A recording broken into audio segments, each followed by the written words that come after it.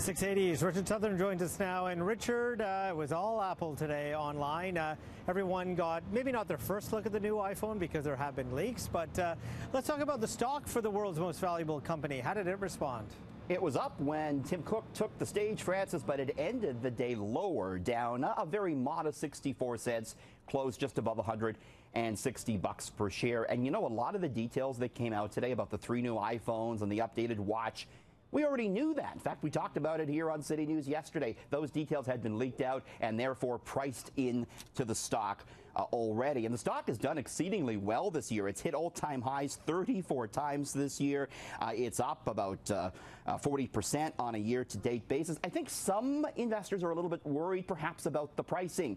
The top model, the iPhone 10, it's going to go on sale here in Canada starting at $1,300 Canadian for the base model. If you want the 256 gigabyte model, that's $1,500 without a contract. So some people speculating, Francis, if maybe Apple's priced themselves out of the market. I'm not so sure about that. We'll have to see what the upgrade cycle looks like. I think a lot of people, though, are going to want that top model, even though you're going to have to pay top dollar for it. $1,310 is steep. I mean, my eyes boggled when I saw that. It's steep, so we'll have to see. And you know what? I wonder if everyone was just expecting it, not just because of all the leaks, but everything we seemed to see was table stakes. You know, we want wireless charging. We want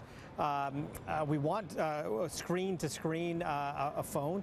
But then you look at Samsung, who's really innovating here, and they're now talking about a bendable phone. Yeah, they're talking about a completely different form factor. So Samsung said today that it's aiming to come out with a bendable smartphone starting next year. So this is only just a couple of months away. And they showed off a while back what this could look like. So that's what we're looking at right here. Samsung has been working on this bendable OLED screen for some time. This has kind of been the holy grail in the technology world, to have a device that could, you know, take the shape of a phone, but then could perhaps expand to become more like a tablet, depending on what you're doing. They're difficult to make, so we'll see if Samsung can make it happen, but they could sort of revolutionize the form factor for smartphones, Francis. Well, let's talk about gas, because, you know, we saw all the prices go up, but now they're on the way back down. They are. In fact, come midnight tonight, we'll be paying less than what we were before the big price jump, the result of the Texas flooding. So price here in Toronto going down 5 cents a liter tonight. That'll bring the average down to $1.15.9. We've seen some big drop-offs the past week or so as the refineries in Texas get back up and running following that flooding, Francis. But if you're driving, get a break at the pumps, but it looks like we're going to be paying more for street parking in this city. Yeah, it's possible. The parking authority looking to raise the prices of parking lots and street parking. They usually do every year, but some of the lots now, we understand, could see price jumps of 50% next year. Some of the more in-demand areas like Queen West and Bloor West Village. The word is that the Green P parking lots, they've seen business spike, and actually parking tickets have fallen because people have adopted the Green P app. You can pay on your phone now, and so that's made them a lot busier. As a result, they're trying to curtail all the crowded parking spots with some higher prices. Something to look out for. The city does have to approve that, Francis.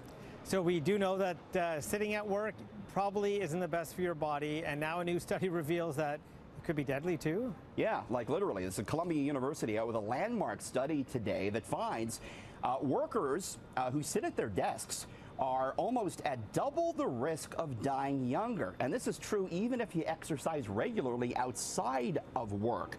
Studies suggest that volunteers who got up, or workers who got up every 30 minutes fared much better. So if you can get up every half an hour and take a walk, it'll be to your benefit. Still, it found that 1 in 6 deaths can now be linked to a 9-to-5 office lifestyle. Type 2 diabetes, heart disease, stroke, and cancer were the main factors to blame. They say it's the new smoking, Francis, sitting too much at work.